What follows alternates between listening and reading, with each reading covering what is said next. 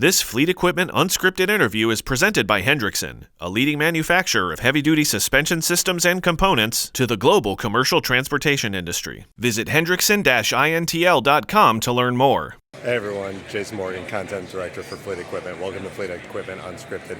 Got the Volvo booth behind me here at ATA MCE.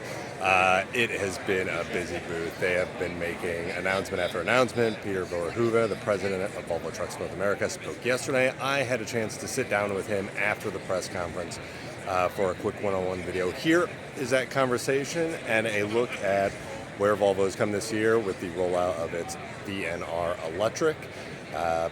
Maybe some surprises that Peter had experienced this year, and get a look at what's coming down the line for the OEM in 2022.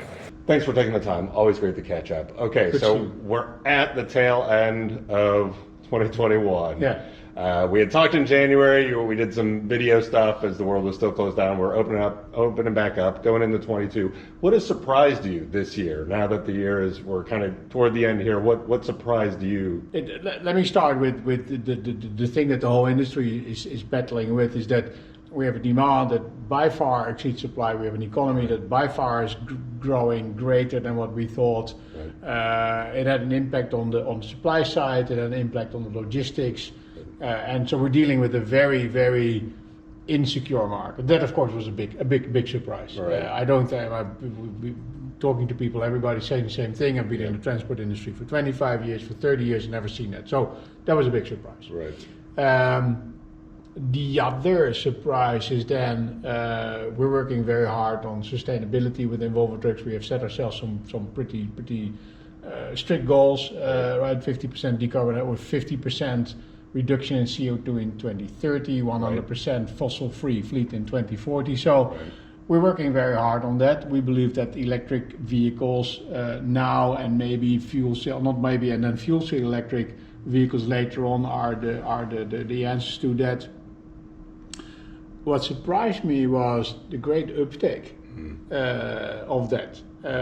We decided to come out with our vehicle last year, not only say, okay, well, this might happen in the future. No, this is what might happen in the future. But we are now right here, and that's actually going a lot better than what I expected. Right. Now, that is the result of the cooperation of many stakeholders. We need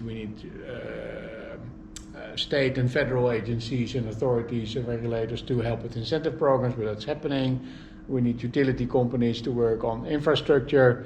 But there's now many good examples where that's actually working. If you look at some of our customers, and we are now proudly can say we're operating on the West Coast and we're operating on the East Coast at the same time, but there's a lot of real life examples where this decarbonization, the journey to decarbonization as we call it, where that is happening. So that's surprising. Yeah, I was hoping for it, but it's good to see that traction. Right, definitely. A lot of strength there. What are you looking for going into next year? How are you going to keep building on this? And what do you need to see from the fleet side in terms of interest or questions or just a way for them to get into this conversation? Well, I think what I need for what I would like to see next year is what we saw also now this year is that fleets, transporters are understanding that a diesel truck and an electric truck for the moment are different. Mm-hmm. So the range on a diesel truck is not comparable to the range on an electric truck. That might change in the future,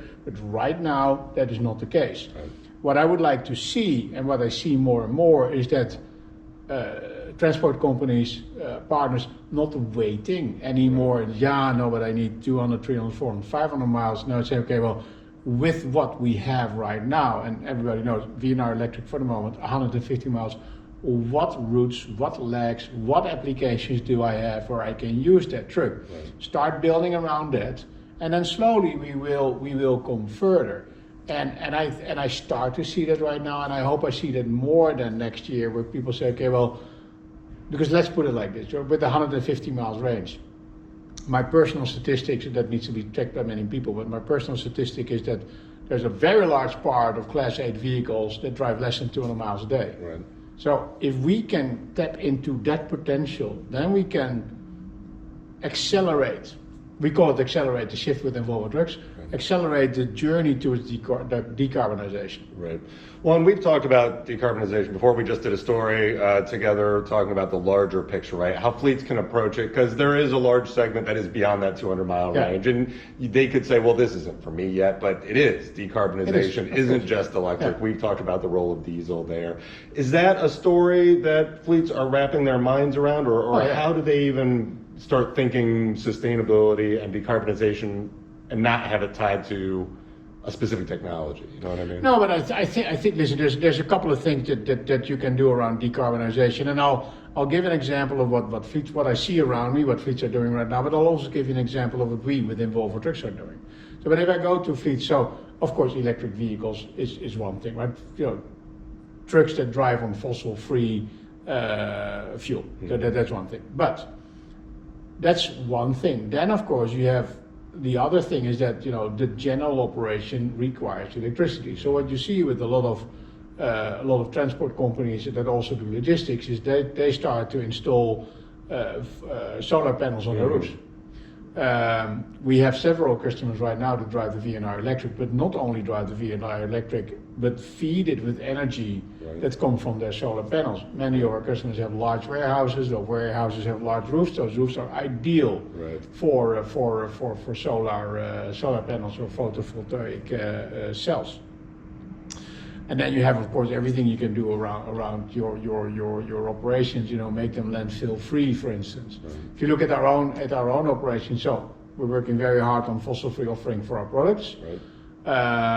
We have a plant in the River Valley where we produce all the trucks we sell in North America. The River Valley is landfill free. It's carbon neutral. It uses renewable energy that is locally produced. Next to that, we are now also looking at the transport that we use then as a customer for the transport of parts and components towards the factory. And so we started a project now where some of our suppliers, which happen to be our customers as well, so that's a really good partnership, where you see those transporters now moving towards VNR Electrics. And they're using the VNR Electric to distribute or to transport the goods to our plant. So, and I think so that's the whole suite of activities that you can do in terms of decarbonization. So, fossil-free offering, carbon-free plants, and then a decarbonized transport logistics system towards the plant. Right.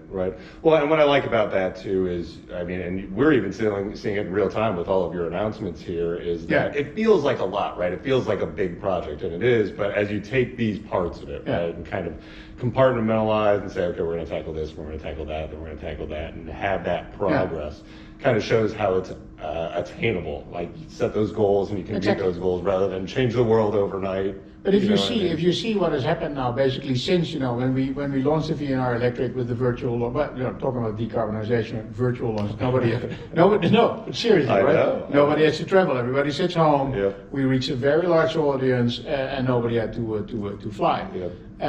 But since then, what has happened is that we had the Volvo Lights project, DHC and NFI were working with the trucks. But now we have a whole array of customers. We've spoken about Manhattan Beer on the East Coast. We just announced Fleetmaster and Ball Corporation in Dallas-Fort Worth, produces dairy, and in areas outside of so we were very much concentrated on the port of LA and the port of Long Beach. But you see now many different applications all over the country, all in modest numbers, right? 2 here, 5 there, 10 there. But it's I like the motto, small steps will get you there, and I think that's exactly what we're doing. Small steps will get you there, and when this starts to accelerate, it will become really big. Right, and it's such a project and investment. A fleet isn't buying 3 trucks and going, well, I'm done. It's just they have to learn to get comfortable with it and grow. Exactly, and that is very important, right? So I would very much like to come back to your earlier question, what would you like to see next year? I would like to see all these companies that are getting, first of all, everybody's getting very serious about sustainability strategy, which I absolutely adore. I think that is fantastic. And if everybody else gets going, right, start with 1, 2, 5, maybe 10 trucks, get going, get your logistics system, how does that work? Then whilst we are learning the industry is developing battery technology and other technologies, and then ranges will increase, and then we're all ready to take the next step and the next step and the next step. Right. And that's how we go to a 2030 then, right? 8 years from now, which is long and not long at the same time. Right. No, I know. Yeah. I mean, your goal of 2040 is super aggressive. You Yeah. even look at the deadline of a holistic deadline of 2050. Yeah. Right. Yeah. That's only 4 or 5, maybe 6 truck cycles away, depending on the fleet. That's not a ton. It's a long time, but in truck life, it's not. It's not. No, exactly. Yeah. Definitely. Well, very cool. I appreciate you taking the time. Very great to catch up with you. Always a pleasure. Always good to talk to you. Thank you. Thank you.